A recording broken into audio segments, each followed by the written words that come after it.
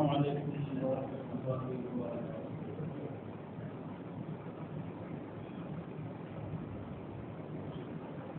الحمد للہ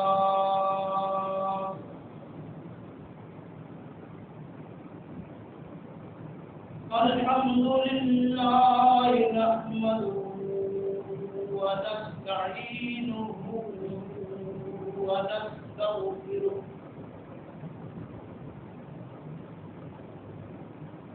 ونعوذ بالله من شرور أنفسنا ومن سيئات أعمالنا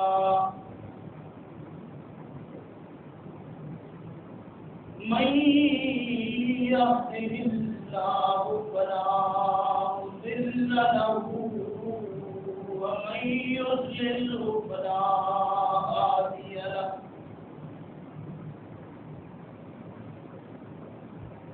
ونشهد أن لا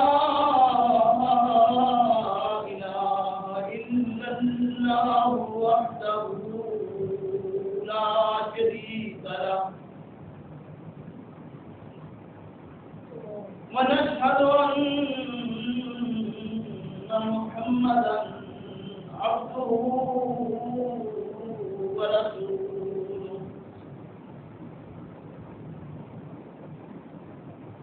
أما بعد فإن خير الحديث كتاب الله وخير الهدي هدي محمد صلى الله عليه وسلم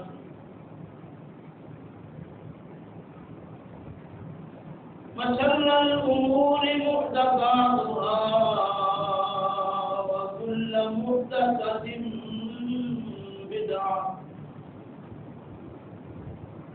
وكل بدعة ضلالة وكل ضلالة في النار فأعوذ بالله من الشيطان الرجيم بسم الله الرحمن الرحيم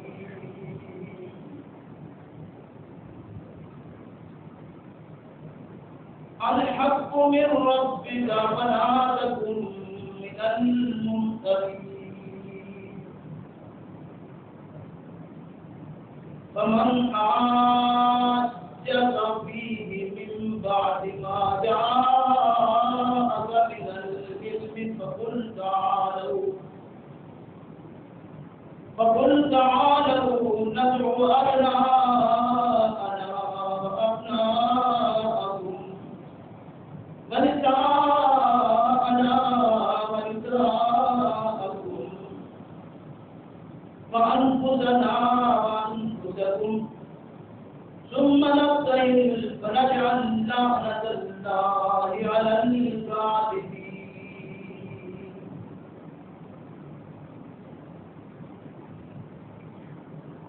الحق من ربك یہ حق ہے تیرے رب کی طرف اے پیغمبر صلی اللہ علیہ وسلم فلا تکن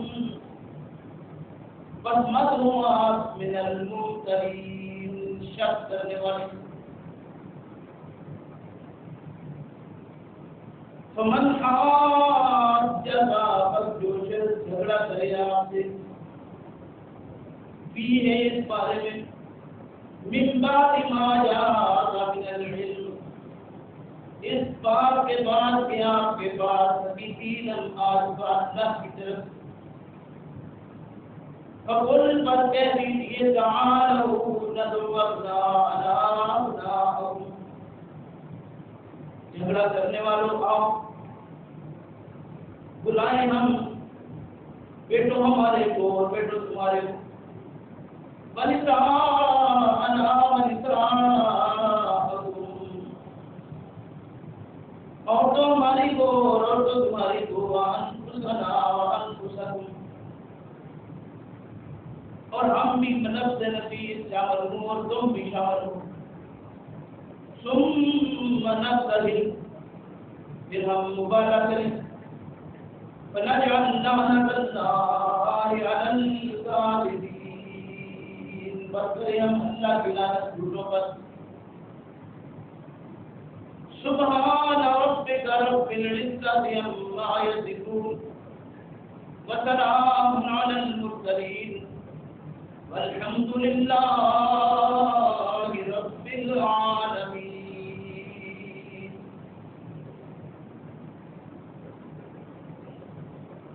میرے محترم بزرگوں بھائیوں،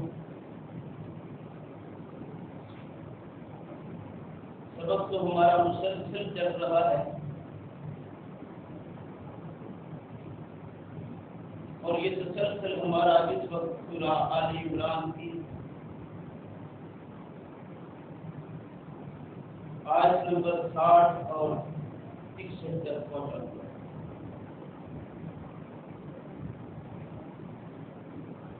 سبق کا تسلسل جاری رکھتے ہوئے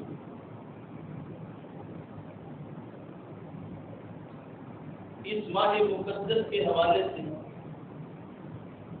بھی چند باتیں عرض کرنا ضروری سمجھتا ہوں. اس لیے آپ نے وعدہ کے مطابق انشاءاللہ سبق کو جاری رکھتے ہوئے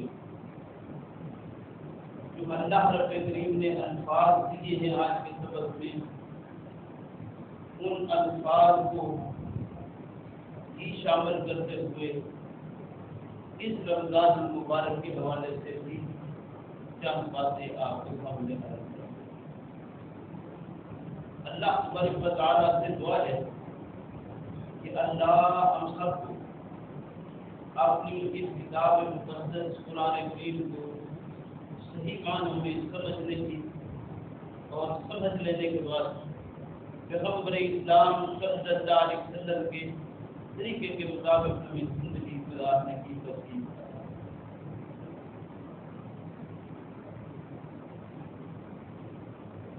دیکھیے یہ قرآن کریم اللہ رب کریم کی طرف سے نازل ہوا ہے اور اس میں جو باتیں ہیں وہ حق پر مبنی ہیں.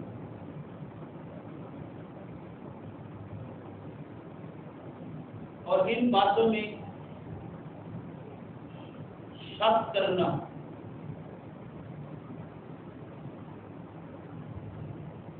یہ کسی قیمت پر بھی کوئی مسلمان برداشت نہیں ہے.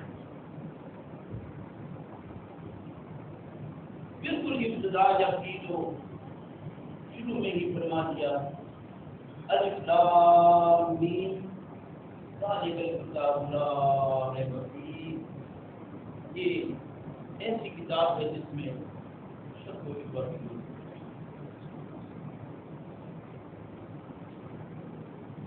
جیسی کتب سماوی سابقہ ہیں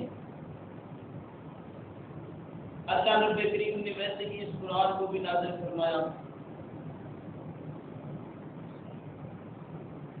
اور یہ قرآن کریم ان کتابوں کی تصدیق کر رہا ہے.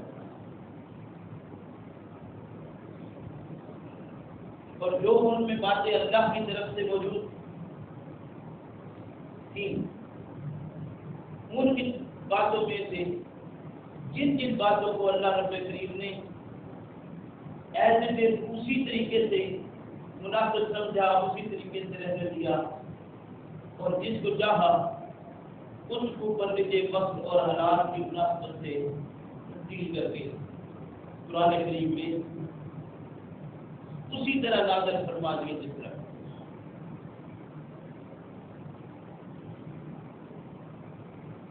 وہ یہ کتاب قرآن کریم اس بات کی دلیل ہے کہ سابقہ کتب سماوی میں جو بھی اس کتاب کے خلاف ہے وہ منزل المنزلہ نہیں، وہ تحریف ہے، وہ تنصیب ہے. جو اس میں ہے اس میں موجود نہیں ہے، تو بہت ساری چیزیں ہیں جو لوگوں نے اس میں سے حذف کر دی. کچھ باتوں کو جو اللہ نے یہاں سمجھا کہ وہ پچھلے معاملات ان کے ساتھ گزر گئے، قوم کو ضرورت نہ تھی، تو اللہ رب کریم نے فرمایا کہ ہم نے اس میں سے کچھ چیزوں کو منسوخ کر کے کچھ اسی طرح اور کچھ نئی چیزیں اس قرآن کریم کو شامل کر کے آپ کو دے دیا. اب یہ وہ کتاب ہے جس میں شک کی کوئی گنجائش نہیں. آج کے سبق میں اللہ رب کریم ارشاد فرماتے ہیں الحق من ربک. جو باتیں بیان کی گئی ہیں، جو معاشرے میں رائے ہیں، جو یہود و نصارہ آپ کے سامنے باتیں لے کر آتے ہیں، نجران کے نصارہ جو کچھ آپ کے سامنے لے کر آئے ہیں بحث مباحثہ کے لیے، وہ چاہتے ہیں جھگڑا کھڑا ہو جائے. تو آپ کے پیغمبر صلی اللہ علیہ وسلم بتایا یہ جا رہا ہے آپ کو کہ الحق من ربک، یہ آپ کے رب کی طرف سے حق باتیں ہیں جو آپ تک پہنچی. جب یہ باتیں نصارہ کے سامنے پیش کی جائیں گی تو نصارہ بھی اس سے انکار نہیں کرتے. اور تاریخ گواہ ہے کہ وہ نجران کے نصارہ جو محض اسی بات کے لیے آئے تھے، وہ مجبور ہو کر آپ کھڑے ہو. کوئی چارہ ان کے پاس نہیں بچا تھا. حالانکہ پیغمبر اسلام صلی اللہ علیہ وسلم نے کوئی بات بھی اپنی طرف سے نہیں کی. انہوں نے جھگڑے میں سوال ایک کیا اور بھی کیے، لیکن بات کو تہہ دلانے کے لیے، تہہ میں لانے کے لیے سوال ایسا کیا کہ جھگڑا خود ہو سکتا. اور آج بھی بدقسمتی سے وہی سوال اسی طریقے سے کھڑے ہوتے ہیں اور لوگ کھڑے کر رہے ہیں. اور یہ کھڑے ہوتے رہیں گے، ہوتے رہے ہیں. اب یہ ہے کہ آپ حق پر ہونے کے باوجود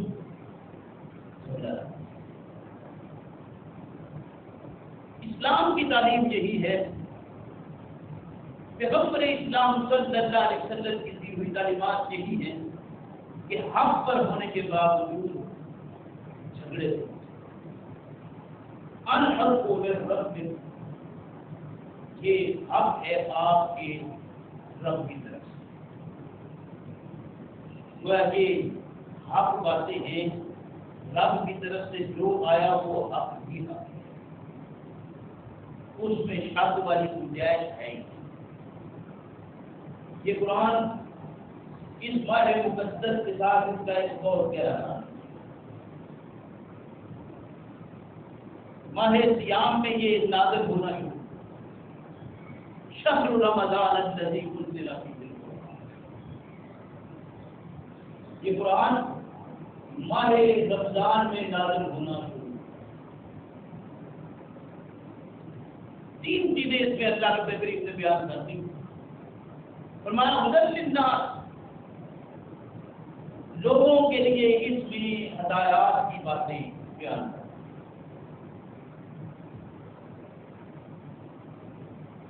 وبینات من الہدی، اور ہدایت کے متعلق جتنے روشن دلائل ہیں وہ سارے اس میں ہوں.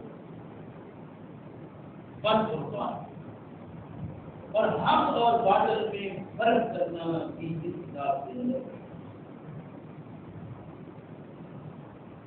اب یہاں میں ایک سوال اٹھاتا ہوں کہ اس وقت زمانے کے اندر ہم نے اس کتاب کو ہدایت کی کتاب سمجھا ہے؟ ہم نے کبھی ہدایت کے تلاش ہو تو متلاشی ہو کر ہدایت کے قرآن کی طرف رغبت کی؟ آپ سوچیے اس بات کو، بات نہیں کر سکتے اس کا ایمان ہے.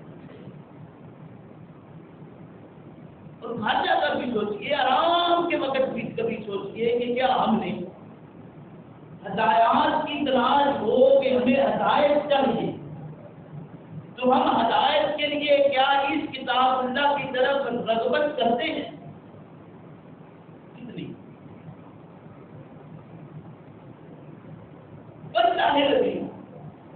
یہ وہ کتاب ہے جس کے ساتھ مسلمانوں نے اتنا ظلم روا رکھا ہے کہ آج تک ہم لڑائی میں پڑے ہیں کہ یہ کتاب ابھی واضح ہے یا مکمل ہے۔ اس کتاب کو سمجھنے کے لیے کتنے علوم ابھی ہمیں چاہیے جو ہم سیکھیں گے پڑھیں گے۔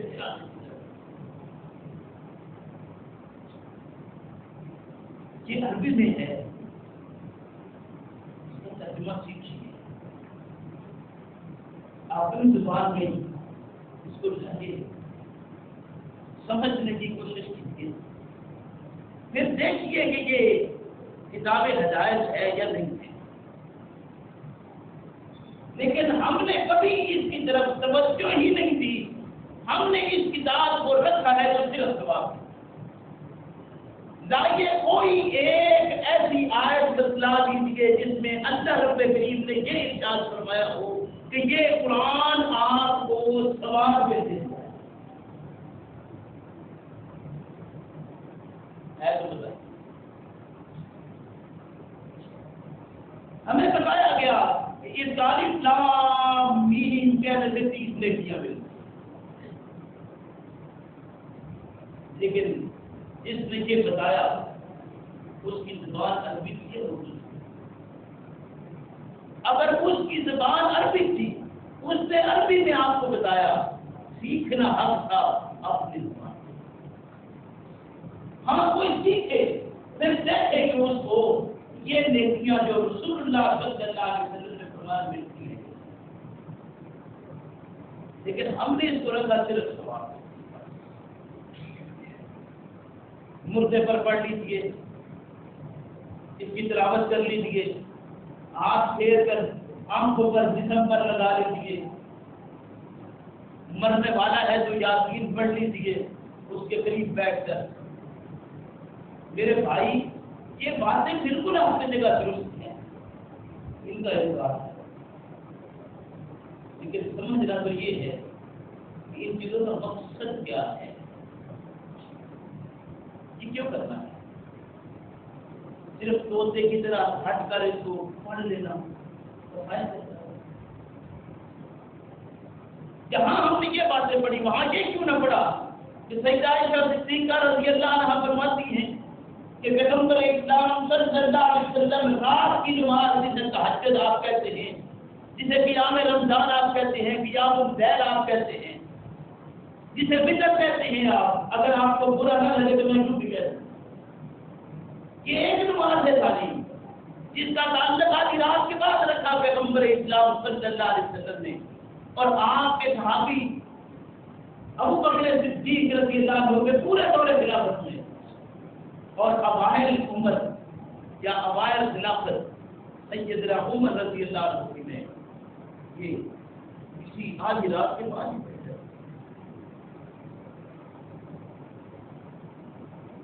سیدہ عائشہ صدیقہ رضی اللہ عنہا فرماتی ہے کہ پیغمبر اسلام صلی اللہ علیہ وسلم اس رات میں جب قرآن کی تلاوت فرماتے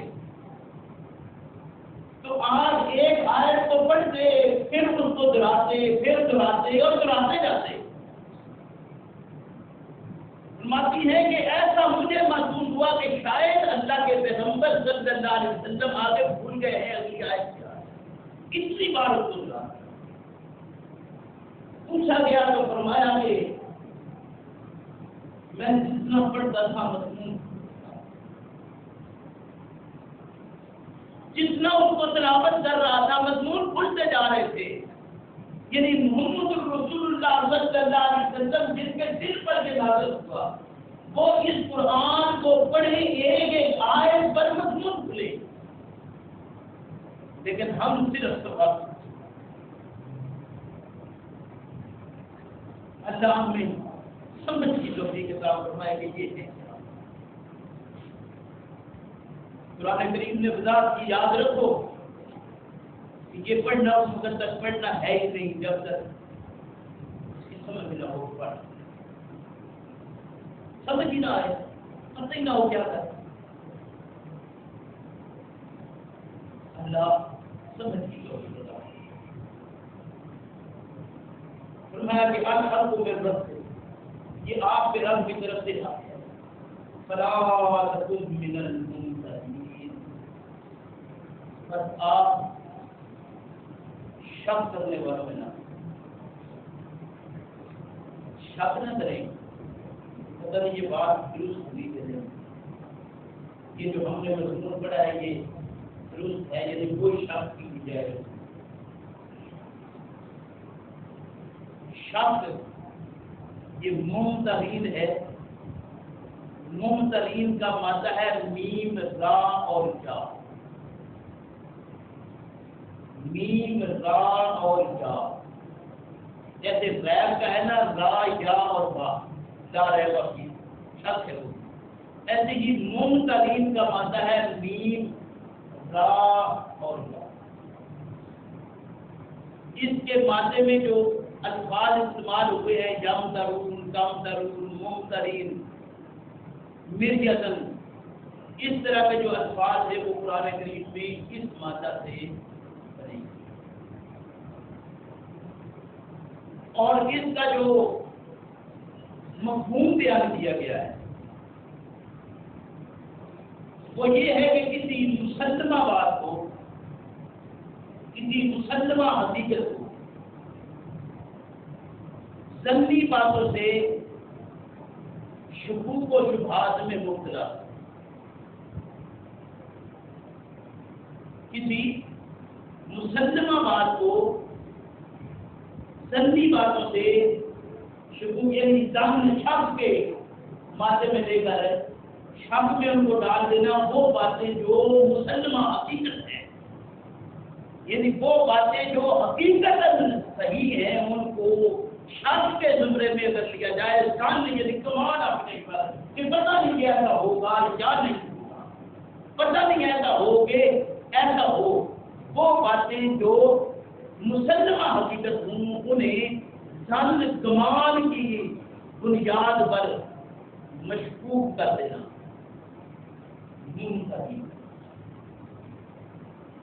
فرمایا کہ فلا تکن من الممترین یہ شک کرتے ہیں تو کرے آپ شک کرنے والوں میں نا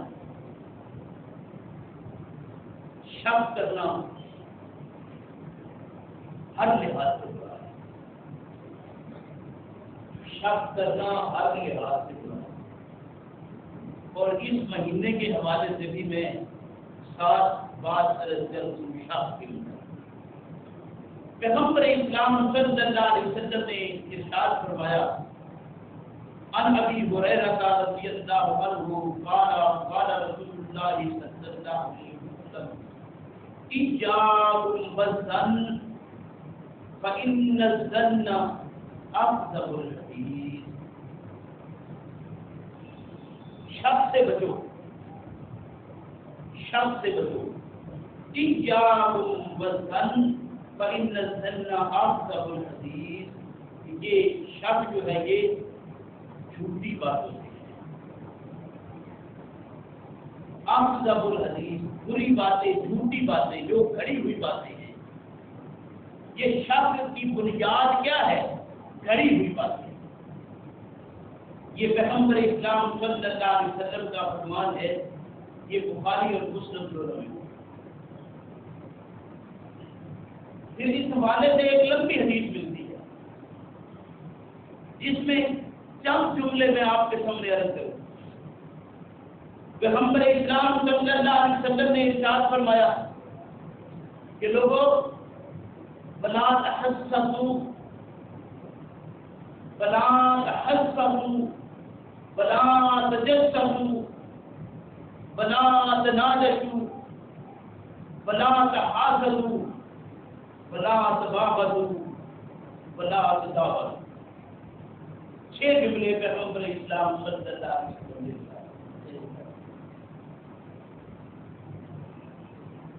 آپ صلی اللہ علیہ وسلم نے ارشاد فرمایا کہ تحسسوا بلا تحسسوا، تو نہ لگاؤ، کسی کی باتوں کی ٹو میں نہ لگے رہو، ہر وقت کھوج میں لگے رہنا، ٹو میں لگے رہنا کہ وہ کیا ہو رہا ہے، کیا کر رہا ہے، ادھر کیا ہے، ادھر کیا ہے، ٹو میں نہ لگو۔ یہ تعلیم ہے اسلام کی، تحسسوا، ٹو میں نہ لگو، بلا تجسسوا، تجسس جاسوسی کرنا، تجسس نہ کرو، جاسوسی نہ کرو۔ اور یہ ایک جاسوسی ہے عام عرف عام میں جو ہمارے یہاں ہے، ایک حکومتی لیول پر ہے کہ اسلام نے بھی یہ بات بتائی کہ جب اس طرح کے معاملات ان کو اس طرح ایک آدمی کو بھیج دیا جائے تو دوسرے مخالف کی ایک عام ماحول کی بات نہیں، یہ چند وہ چیز الگ ہے۔ میں نے اس لیے عرض کر دیا ہے کہ کوئی بھائی یہ نہ سمجھے کہ یہ جاسوسی تو اسلام نے بتائی ہے نا، لیکن عام حالت کی بات ہو تو اس کو عام ہی رہنے دینا چاہیے۔ آپ صلی اللہ علیہ وسلم نے ارشاد فرمایا بلا تجسسوا، جاسوسی نہ کرو، بلا تناجش، دھوکہ دہی کے ساتھ جب گولیاں لگ رہی ہوں تو اس میں دھوکے کے ساتھ گولی مت اٹھاؤ کہ ایک بیچ میں آمنا کھڑا کر لیا گولی کے درمیان کہ تم ذرا جب بریک ہوئی تو تھوڑا اور بول دینا تاکہ لوگ اور آگے بڑھ جائیں۔ یعنی کسی چیز کا ریٹ اپ کرنے کے لیے دھوکے کے ساتھ گولی بڑھا دینا، پیغمبر اسلام صلی اللہ علیہ وسلم نے اس سے منع فرمایا ہے۔ چوتھی بات آپ صلی اللہ علیہ وسلم نے فرمایا ولا تحاسدوا، حسد نہ کرو، حسد نہ کرو کہ جس کا جو دیکھا دل میں جلنے لگا یہ اس کی بات کیوں ہے میرے کو، حسد نہ کرو، حسد نہ کرو۔ آپ صلی اللہ علیہ وسلم نے فرمایا ولا تباغضوا، کینہ، بغض، بغض نہ اپنے دل میں، بغض کو اپنے دل میں جگہ نہ دو۔ اور چھٹی بات آپ صلی اللہ علیہ وسلم نے فرمایا ولا تدابروا، لوگوں تعلق نہ کرو، اپنے تعلق داری کو ایک دوسرے کے ساتھ نبھانے کی کوشش۔ آپ صلی اللہ علیہ وسلم نے ارشاد فرمایا وَكُونُوا عِبَادَ اللَّهِ إِخْوَانًا، كُونُوا عِبَادَ اللَّهِ إِخْوَانًا، اللہ کے بندو بھائی بھائی ہو کر، اللہ کے بندو بھائی بھائی بن جاؤ۔ المسلم اخو المسلم، مسلمان کا بھائی ہے، لا یظلمہ، اس پر ظلم نہ کرے، ولا یخذلہ ولا یحقرہ، اس کو حقارت کی نظر سے نہ دیکھے، اسے ذلیل اور رسوا نہ کرے۔ پیغمبر اسلام صلی اللہ علیہ وسلم کی کتنی باتیں ہیں جو ہمارے لیے راہ ہے۔ آج کے سبق میں اللہ رب کریم ارشاد فرماتے ہیں الحق من ربک، آپ کے پاس جو اللہ رب کریم کی طرف سے یہ باتیں آئی ہیں جو آپ پڑھ سکیں، یہ حق ہے آپ کے رب کی طرف سے اے پیغمبر صلی اللہ علیہ وسلم، فلا تکن من الممترین، اور آپ یہ ایک اٹل حقیقت ہے، مسلمہ بات ہے، اس میں لوگ شک میں مبتلا ہوتے ہیں وہ آپ ان میں شریک ہے۔ اور اگر ہم ایمان والے ہیں، اگر ہم یہ یقین رکھتے ہیں تو ہم نے ان آیات کو جو پیچھے چلتی آ رہی ہیں، یہ آیت نمبر 60 آج کے سبق میں ہے، اس سے پچھلی آیات جو ہم سن چکے ہیں جس میں کتنے معاملات یہ نصارہ کے متعلق اور نصارہ میں بھی خصوصاً سیدنا عیسیٰ علیہ السلام کی اپنی پوری زندگی اور آپ کی والدہ ماجدہ سیدہ مریم کے متعلق اور مختصر حالات سیدنا زکریا علیہ السلام اور سیدنا یحییٰ علیہ السلام کے بیان پڑھتے ہیں۔ فرمایا یہ جا رہا ہے کہ ان باتوں میں جو آپ نے پڑھی ہے شک کی کوئی گنجائش نہیں۔ اب آپ خود اپنا تجزیہ کر لیجئے کہ ہم نے جو پڑھا ہے اس میں ابھی بھی ہم شک میں مبتلا ہوں کہ یہ بات صحیح ہے یا نہیں ہے، ادھر بیان صحیح ہے یا ادھر صحیح ہے۔ یہ اللہ کی کتاب ہے، جو اس کا بیان ہے وہ صحیح ہے، نہ ادھر صحیح ہے نہ ادھر صحیح ہے۔ جدھر بھی آپ گھومو گے جہاں اللہ کی کتاب ہے وہ صحیح ہے۔ فرمایا کہ فمن حاجک فیہ من بعد ما جاءک من العلم، اگر یہ آپ سے پھر بھی جھگڑے کر سکتے تو آپ کے پاس یہ علم روشنی آ گئی، شک کی کوئی گنجائش کوئی نہیں، علم آ گیا۔ اب مخالف جس بات کے لیے کھڑا ہوا تھا، جس بات کے لیے آیا تھا، وہ چاہتا کیا تھا کہ کوئی صورت بنے کہ ہم ایک دوسرے کا گریبان کریں، کوئی صورت بنے کہ جھگڑا کھڑا ہو جائے۔ اللہ نے یہ حکم فرمایا کہ اے پیغمبر صلی اللہ علیہ وسلم فمن حاجک فیہ، اگر یہ آپ سے ان معاملات میں ابھی جھگڑنا چاہتے ہیں، پھر بھی چاہتے ہیں کہ جھگڑے کی کوئی صورت پیدا ہو جائے، تو جھگڑا جو ہے وہ تو آپ کریں گے، جھگڑا آپ نہیں، کیونکہ یہ پیچھے سابقہ انبیاء علیہ السلام کی سنت موجود تھی۔ سیدنا موسیٰ علیہ السلام جب گئے کوہ پر، کوہ طور پر واپس آئے تو بھائی کو دیکھا کہ قوم بھائی کی موجودگی میں جو اللہ کے نبی ایک بچڑے کی شکل بنا کر پوچھ رہے،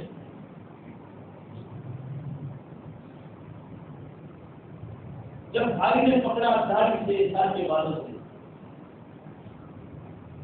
سیدنا موسیٰ علیہ السلام آگے جواب کیا ہے؟ میں ڈر گیا کہ قوم میں کہیں فساد نہ کھڑا ہو جائے، لڑائی جھگڑا نہ پڑ جائے۔ اس لڑائی جھگڑے فساد سے بچنے کے لیے نبی نے اس اپنے سے بڑے نبی کے آنے پر، وقت میں دونوں نبی ہیں ایک ہی وقت،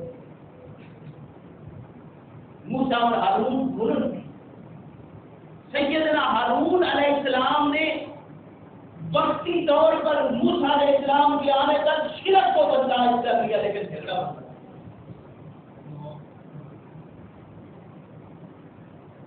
لڑائی کتنی ہوئی کہ یہ شرک سے بھی مرنا ہے، اور آج من حیث القوم ہم اس سے بچنے کے لیے کتنے نہیں آتے۔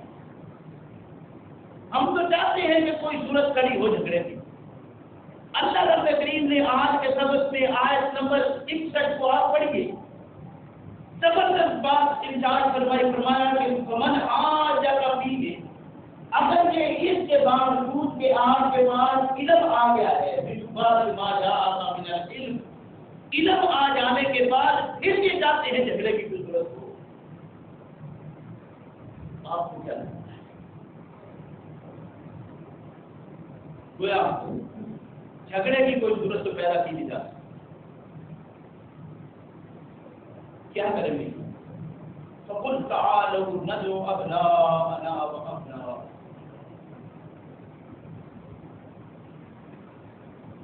ایک شرط ہے اس میں جو پیچھے سے بیان کی ہوئی چلی آ رہی ہے، وہ میں پہلے بتا دوں، یقیناً اس کو تصدیق کی ضرورت ہے۔ یہ نصارہ وہ ہے جو اللہ پر یقین رکھتے ہیں، اللہ کو مانتے. جھگڑا آئے تھے سیدنا عیسیٰ علیہ السلام کی شخصیت پر ہے. اللہ کو مانتے تھے. مبالغہ کرنے کے لیے یہ بات شرط ہونی چاہیے کہ وہ اللہ کو مانتے ہو. وہ بھی کہتے ہیں کہ ہمیں مرنا ہے, وہ بھی کہتے ہیں ہمارا حساب ہوگا, وہ یقین ہے, وہ مانتے ہیں اس بات کو کہ ہم اللہ کے پاس مر کر جائیں گے. اس لیے ان کو دعوت مبالغہ دے دی. فرمایا فقل تعالوا ندعو ابناءنا وقل تعالوا ندعو ابناءنا وابناءکم. آؤ ہم بلاتے ہیں ہم اپنے بیٹوں کو ہم مانتے ہو اس کو تو جھگڑا نہ کرو. تمہیں ایک بات پہ شک ہو گیا ہے اور اس شک میں اللہ کی کتاب کو سامنے آپ نے رکھا, رکھ کر آپ نے اس میں سے یہ بات دیکھی کہ ہم کیا ہے, ہدایت تلاش کی, یہ باتیں ہوئی رسول اللہ صلی اللہ علیہ وسلم کی, تو وہ ساری باتیں قرآن نے بتائی. کوئی ایک بات آپ بتائیے جو کتاب کا خلاف ہے. ان کی کتاب جب پوچھا گیا کہ بتاؤ کہ سیدنا عیسیٰ علیہ السلام کھاتے تھے یا نہیں کھاتے تھے, پیتے تھے یا نہیں پیتے تھے, حوالے روایات کی ساری کتابوں میں موجود کرو. وہ یہ بات بتا دی کہ وہ اللہ نہیں تھے, اللہ کے بیٹا نہیں تھے, وہ تھے کیا, کہا وہ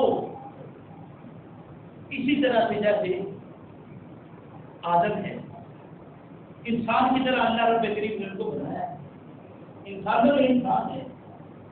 اب تم اس بات کو شک میں رکھے ہوئے ہو جو اللہ کے پیغمبر محمد رسول اللہ کو کوئی شک نہیں. فرمایا کہ اب یہ جھگڑا چاہیے تو آپ جھگڑا کیا کریں. فقل آپ کا یہ تعالوا ندعو ابناءنا وابناءکم. ہم بلاتے ہیں آپ نے رکھا آپ کے وَنِسَاءَنَا وَنِسَاءَکُمْ. ہم اپنی عورتوں کو بلاتے ہیں, آپ اپنی عورتوں کو. وَأَنفُسَنَا وَأَنفُسَکُمْ.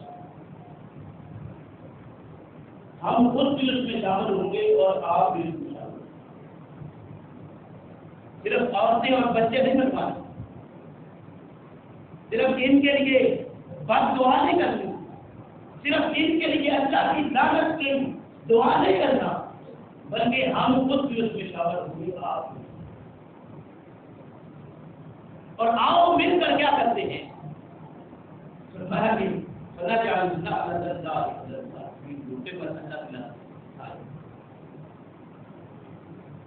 آج اس بات پر کہ ہم میں جھوٹا کون ہے اور اس جھوٹ کو سامنے رکھ کر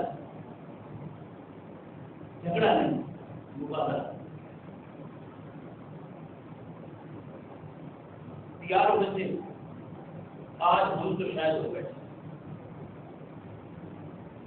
ہمارے یہاں تو کہا جاتا ہے کہ فلاں جگہ پر ایسے ہوا, فلاں جگہ پر ایسے ہوا, فلاں جگہ کہانیاں سنتے ہیں آپ روز, کوئی جگہ نہیں ڈالتا. یہ تاریخ کو اٹھائیے. پیغمبر اسلام صلی اللہ علیہ وسلم نے اس آیت مباہلہ پر جب اعلان کر دیا مباہلہ کا, تو کیا کیا انہوں نے؟ نجران سے آئے ہوئے عیسائی مان گئے, باقی نسل نے مان لیا. انہوں نے آپس میں مشورہ کیا کہ کیا چاہتے ہو آپ. تو انہی میں سے ایسے دینت موجود تھے جنہوں نے کہا کہ تم مبالغہ کرنے جا رہے ہو نبی کے ساتھ. یا مانو یا نہ مانو, ہم تسلیم کریں یا نہ کریں یہ الگ بات ہے, لیکن ہم بچ ہیں اور نبی کے مبالغے سے ہم بچ کر واپس نہیں جائیں. پروگرام بنایا کہ نہیں, اب ایسا ممکن. پھر پیغمبر اسلام صلی اللہ علیہ وسلم نے کتنی زبردست بات فرمائی. فرمایا کہ اگر ایسی بات ہے کہ تم چاہتے ہو کہ مبالغہ نہیں، تو پھر تین باتیں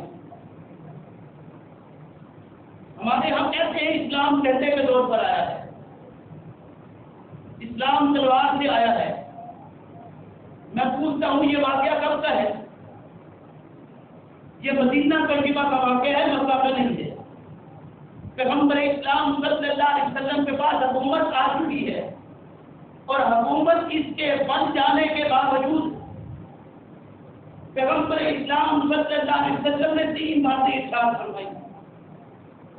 فرمایا کہ پہلی بات تو یہ ہے کہ اگر مباہلہ کے لیے تیار نہیں ہو تو ہم کہتے ہیں اسلام قبول کر۔ یہ دعوت ہے کہ جھنڈا۔ پہلی بات کیا ارشاد فرمائی؟ اسلام قبول کر۔ دوسری بات پیغمبر اسلام صلی اللہ علیہ وسلم نے ارشاد فرمائی کہ جزیہ کے لیے دیا، جزیہ ادا کرو، کوئی بات ایسی نہیں۔ لیکن اب ہمارے پاس حکومت ہے، اگر یہ دو باتیں آپ کو قبول نہیں تھے، نہ آپ اسلام قبول کرتے ہو اور نہ ہی جزیہ کے لیے تیار ہو، تو اسلام کی حکومت میں آپ نہیں رہ سکتے، ٹھہرے ہوئے یہاں پر ہو۔ اگر ایسی بات ہے تو پھر اب ہم تمہارے ساتھ ارادے کرتے ہیں۔ اسلام امن کی دعوت دیتا ہے۔ امن دو طریقوں سے ہے، یا تو اپنے دل میں اسلام کو داخل کر کے صحیح معنوں میں اسلام کے فرما بردار ہو کر مسلمان صحیح معنوں میں بن کر حکومت کے اندر رہ جاؤ، ہم قبول کرتے ہیں۔ تمہارا دل ایمان کو قبول نہیں کرتا، جزیہ دے دو، پھر بھی ہم آپ کو امن دے دیں۔ اگر تم جزیہ کے لیے بھی تیار نہیں ہو تو پھر تم یہ کیا چاہتے تھے؟ یہ تو پہلے ہی جنگ چاہتے تھے، لڑائی کرنا۔ یہ پہلے قرآن نے فرمایا فمن حاجک فیہ، اگر یہ آپ کے ساتھ جھگڑا چاہتے ہیں، اگر یہ آپ کے ساتھ لڑائی چاہتے ہیں، اگر یہ آپ کے ساتھ جنگ چاہتے ہیں، تو آپ نے ہر بار عزت پہنچائی، ہر بار پہنچانے کے بعد پھر جب یہ جھگڑے پر یہ بنتا ہے تو دو دعوت دے دو، اسلام قبول کر لو، جزیہ ادا کر لو۔ دونوں کام نہیں ہے تو پھر جنگ کے لیے تیار ہے۔ اب اگر یہ بات ہے تو مجبوری ہے، یعنی اسلام نے تلوار تب اٹھائی ہے جب مخالف نے سانس دے دی۔ جب تک امن کا معاہدہ ہے اس وقت تک پیغمبر اسلام صلی اللہ علیہ وسلم کا تو پیغام ہی یہ ہے کہ امن کا پیغام ہے۔ اگر تمہارا ہمارا ایک معاہدہ ہے تو اس معاہدے میں ہم معاہدہ کر جانے کے بعد اگر کوئی مسئلہ کھڑا ہو جائے تو پھر بھی ہم اس معاہدے کے پاس جائیں گے، کیونکہ اسلام معاہدے کے بارے میں پڑھا، لیکن معاہدے کے بارے میں جہاں اللہ اور اس کے پیغمبر صلی اللہ علیہ وسلم سختی کرتے ہیں، وہی جھوٹا جہاں ہو اس کا سر کچل دیتے ہیں۔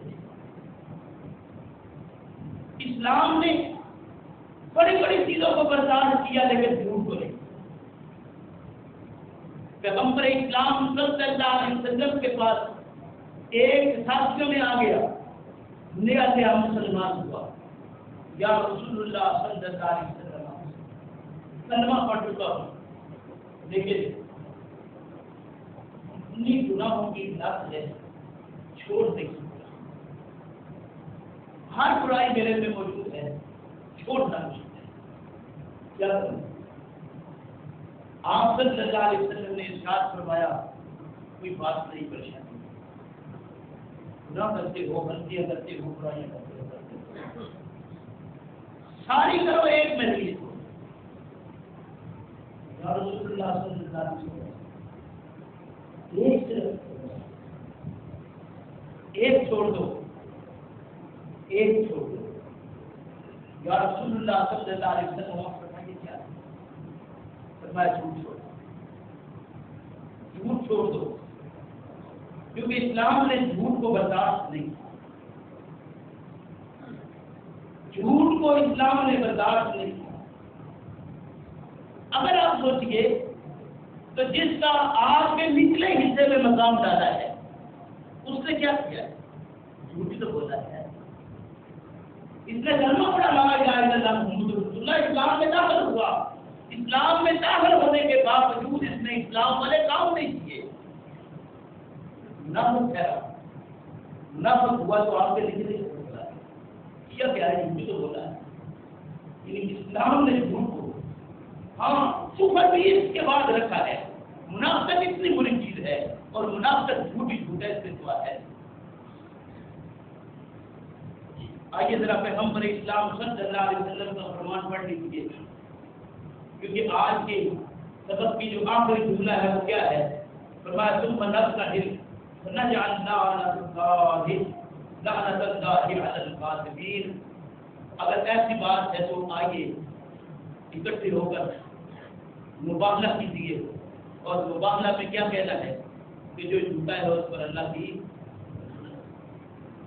جھوٹے پر اللہ کی لعنت ہو، جھوٹ کو جھوٹ کے متعلق پیغمبر اسلام صلی اللہ علیہ وسلم کی چار ایک فرامین کی انشاءاللہ اللہ ہمیں سمجھ کی توفیق عطا فرمائے اور کتاب اللہ کو سنت رسول اللہ کے مطابق سمجھنے کی توفیق عطا فرمائے۔ ربنا آتنا فی الدنیا حسنہ وفی الآخرۃ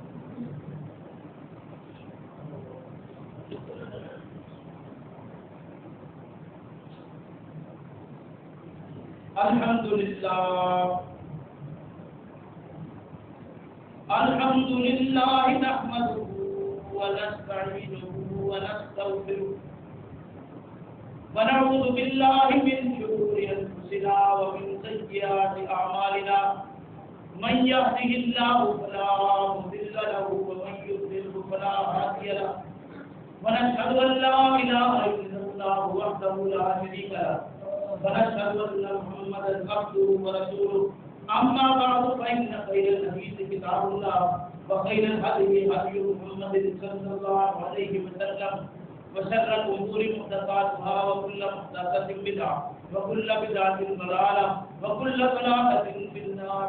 أعوذ بالله من الشيطان الرجيم، بسم الله الرحمن الرحيم، ثم نبتهل فنجعل لعنة الله على الكاذبين۔ میرے بھائی، مباہلہ میں بھی اللہ کے پیغمبر محمد رسول اللہ صلی اللہ علیہ وسلم نے جو اعلان کیا وہ کیا ہے کہ آگے اکٹھے ہو کر جو جھوٹا ہے اس کا اللہ ہے۔ میں نے عرض کیا پیغمبر اسلام صلی اللہ علیہ وسلم نے جھوٹ کے متعلق کیا ہے ارشاد۔ عن ابی ہریرہ رضی اللہ عنہ عن عبد الله رضي الله عنه عن النبي صلى الله عليه وسلم قال ان الصدق يهدي الى البر۔ پیغمبر اسلام صلی اللہ علیہ وسلم نے ارشاد فرمایا کہ ان الصدق يهدي الى البر، سچائی، صدق، سچی بات لے کر کس طرف جاتی ہے؟ نیکی کی طرف۔ ان الصدق يهدي الى البر، سچائی نیکی کی طرف لے کر جاتی ہے۔ وَإِنَّ الْبِرَّ يَهْدِي إِلَى الْجَنَّةِ، اور نیکی جنت کی طرف لے جاتی ہے، نیکی جنت کی طرف لے جاتی ہے۔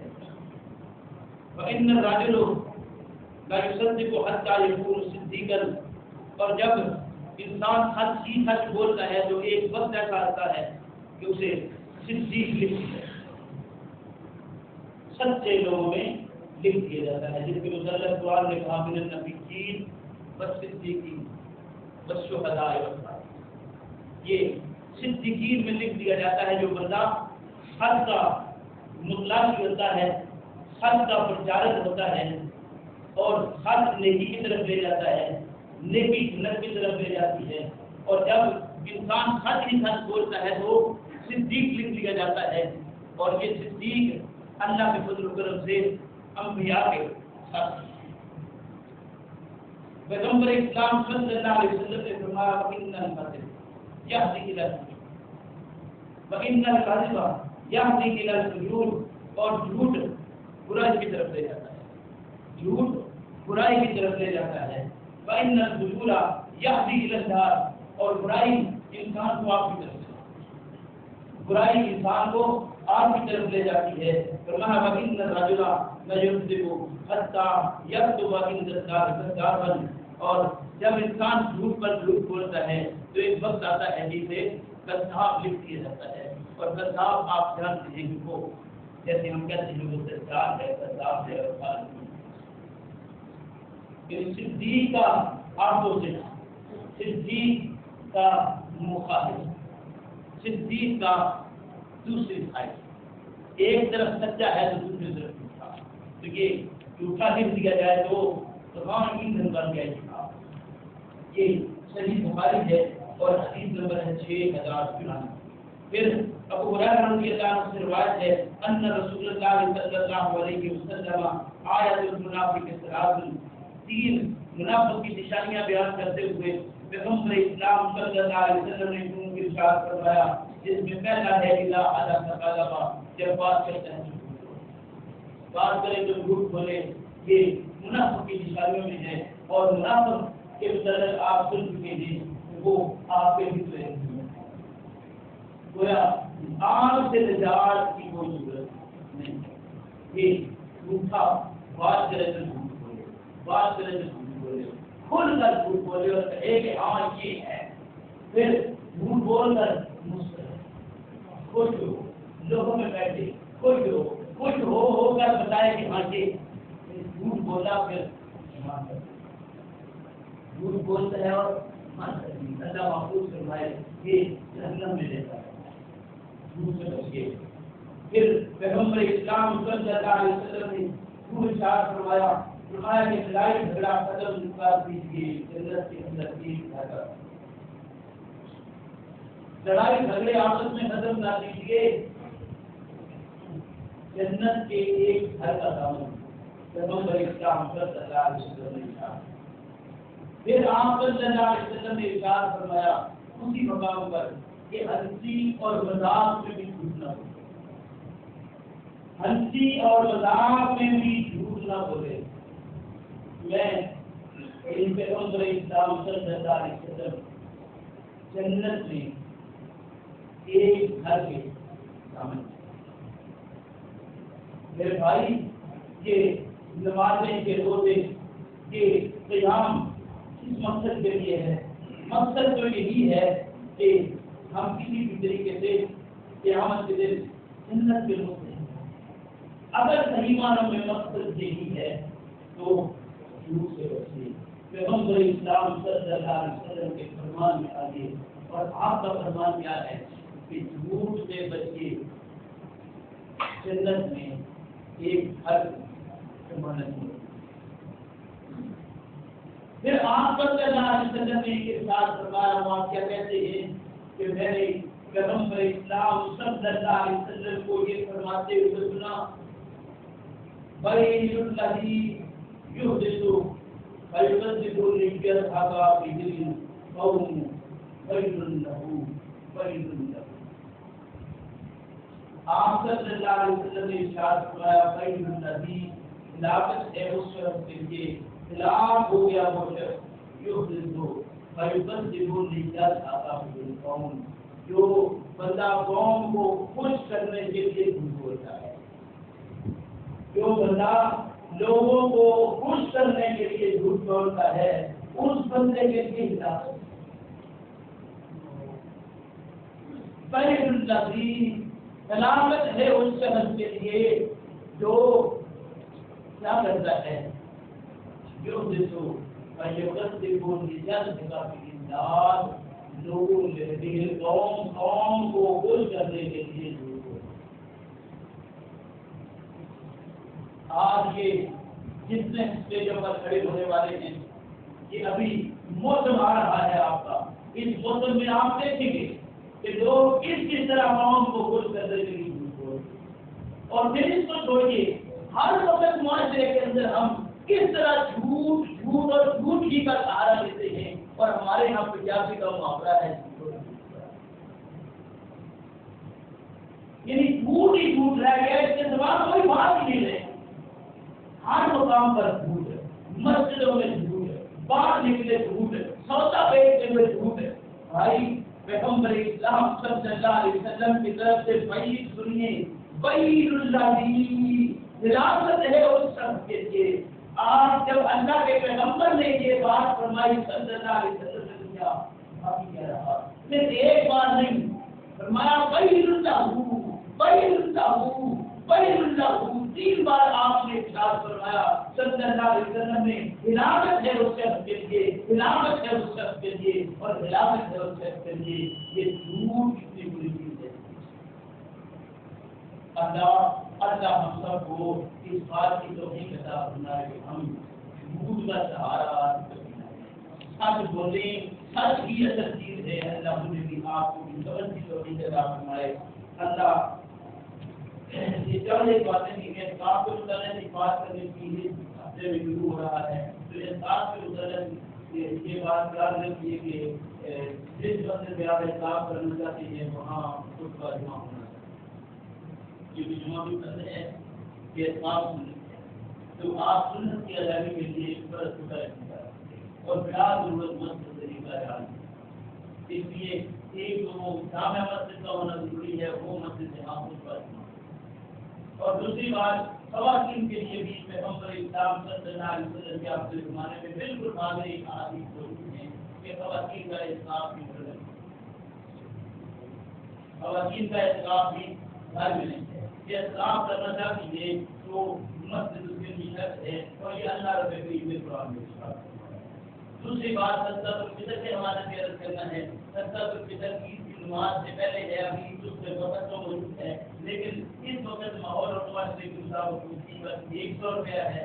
آپ جو بچہ آپ کا بالکل قریب میں پیدا ہوا ہے اس بچے تک جن لوگوں نے آپ کے ساتھ عید کرنا ہے، جو آپ کے ساتھ آپ بتاتے ہیں کہ آپ ان کے لیے ادا کریں، وہ جلدی ادا کریں بہتر ہے۔ کچھ لوگ کہتے ہیں کہ نہیں ختم ہی ہونی چاہیے، یا وہ آپ کے یہاں جو کھانے کی چیزیں ہیں وہ نہیں دی جائیں، تو میرے بھائی اگر یہ بات لاگو کی جائے تو پھر پیغمبر اسلام صلی اللہ علیہ وسلم کے وقت آپ حدیث لیجیے جنرل کا موجود ہے، وہاں پہ اناج ہے، وہاں پہ وہ مربع ہے، کھجور ہے، اس طرح کی چیزیں ہیں جو یہاں پہ دلوں کی طرف سے رہ جائیے۔ اگر وہ نہیں ہے تو حقیقت یہی ہے کہ وہ مال کے طور پر اس وقت بھی استعمال ہوتی ہے، اور ہمارے یہاں ایسا ہے تو اس حقیقت کے حساب سے تقریباً 100 روپیہ بنتا ہے، آپ کو 100 روپئے کے حساب سے ادا کیجیے۔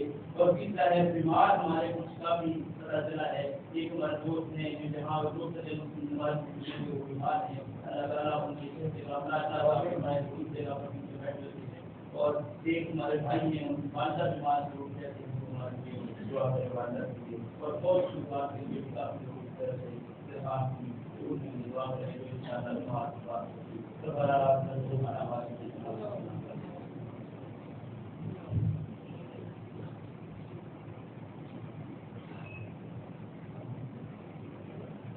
الله أكبر أشهد أن لا إله إلا الله أشهد أن محمد رسول الله حي على السلام حي على الفلاح قد قامت الصلاة قد قامت الصلاة الله أكبر الله أكبر لا إله إلا الله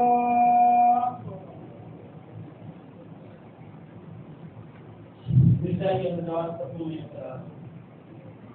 کیجیے ہمارے دلوں کو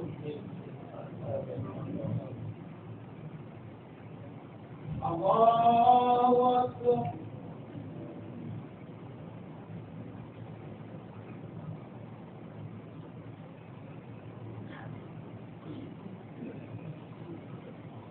بسم اللہ الرحمن الرحیم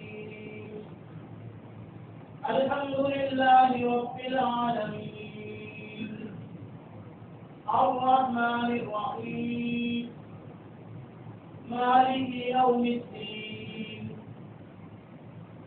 إياك نعبد وإياك نستعين اهدنا الصراط المستقيم صراط الذين أنعمت عليهم غير المغضوب عليهم ولا الضالين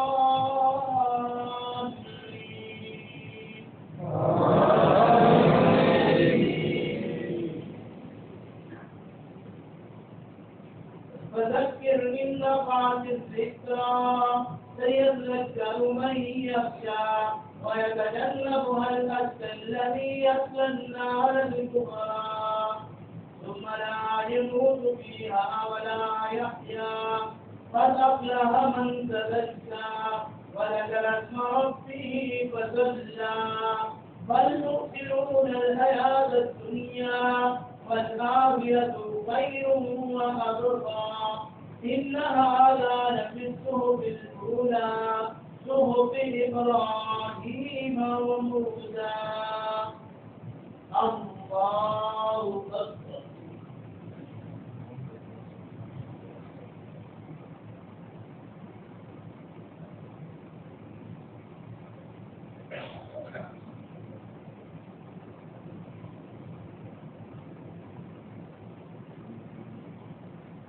سمع الله لمن حمده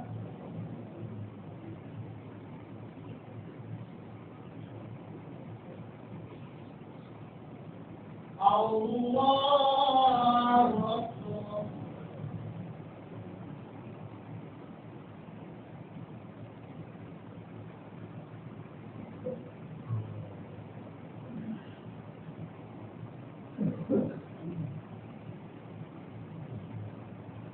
الله أكبر.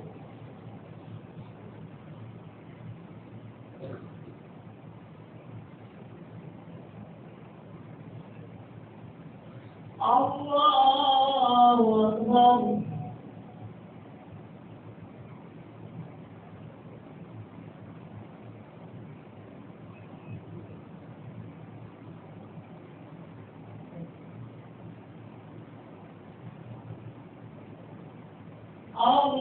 الله أكبر.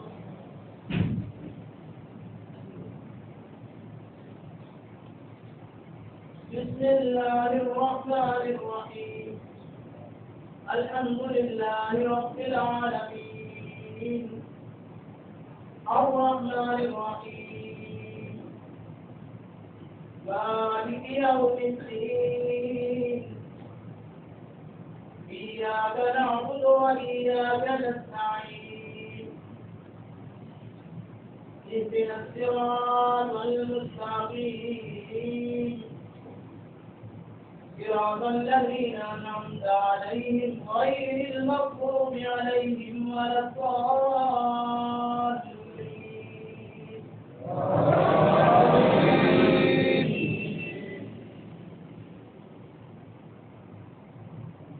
فذكر إنما أنت مذكر لست عليهم بمسيطر إلا من تولى وكفر ويعذبه الله العذاب الأكبر إن إلينا ثيابهم ثم إن علينا حسابهم. الله أكبر.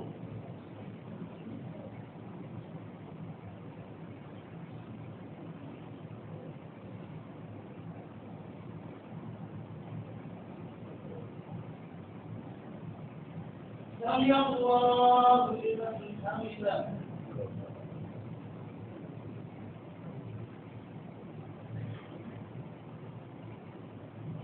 الله أكبر.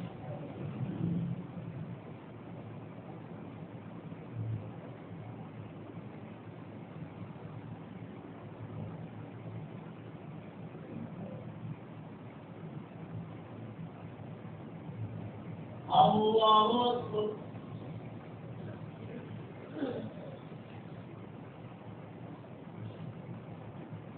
الله أكبر.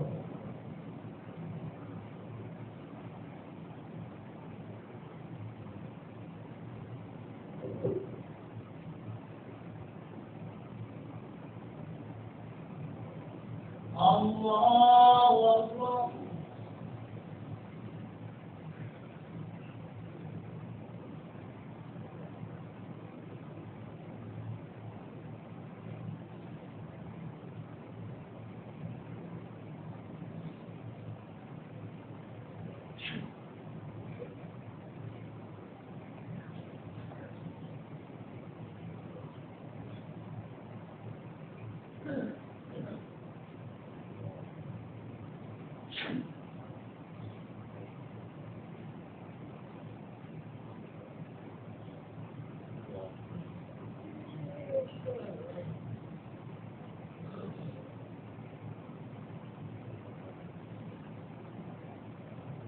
السلام عليكم ورحمة الله. السلام عليكم ورحمة الله.